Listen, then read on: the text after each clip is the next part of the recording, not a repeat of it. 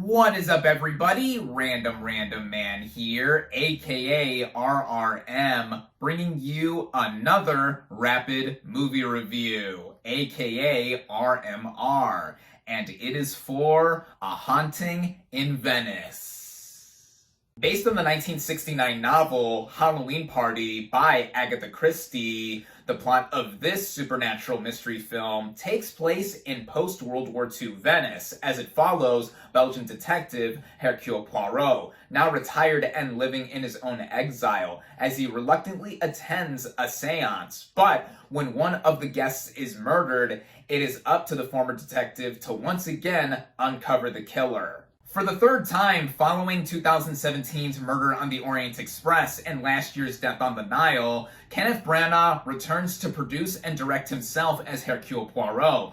And like the previous two films, I think he does quite the assured job as the famous detective, who has a particular mode when it comes to solving mysteries that are placed in front of him, also having an acute sense of something being amiss in the location that he is in. The supporting cast also mostly does well, including some notable names like Tina Fey, who plays an old author friend to Poirot and essentially becomes his sidekick throughout. And then there's the reigning Best Actress Oscar winner Michelle Yeoh, who plays this medium performing the seance at this party despite the venue and hostess having troubled pasts, and Yeoh steals the show for the time she's given. And with this Halloween Party, that goes into how the setup of this movie does differentiate itself from the previous two Agatha Christie adaptations by Branagh. While those movies were more grand in scope and classically made in their feel, A Haunting in Venice scales things down and turns up the mood to a darker sense to how it leans into the horror genre. This isn't a full-on horror film per se, but the supernatural sense that it has also gives the movie its edge in connection to the main character,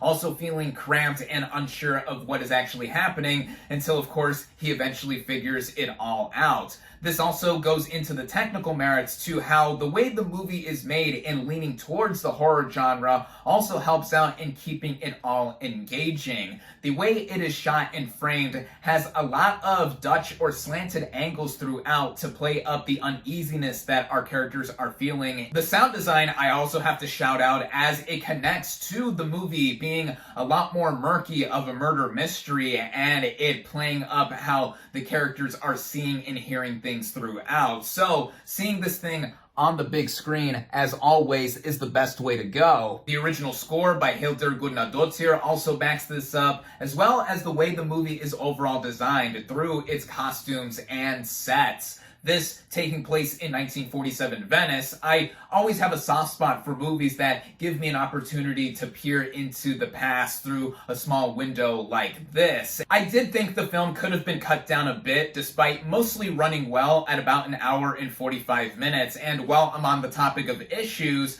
I think that the movie, like the previous two Agatha Christie adaptations by Branagh, do not reinvent the wheel in terms of the murder mystery. When it all comes to a head to the third act, of course, Poirot explains what has really been going on, uncovers whoever the culprit is. Even with that, I think it keeps up the tradition of the murder mystery well, to where we see these kinds of movies still being made by somebody who clearly has a passion for the character and the overall sense of telling these kinds of stories. While this also doesn't hold a candle to the likes of other whodunits like Rian Johnson's Knives Out movies, I do think that A Haunting in Venice is Branagh's best Poirot picture yet, and for those looking for a Halloween appetizer leading into spooky season in terms of movies, then I would say that this is one I recommend seeing.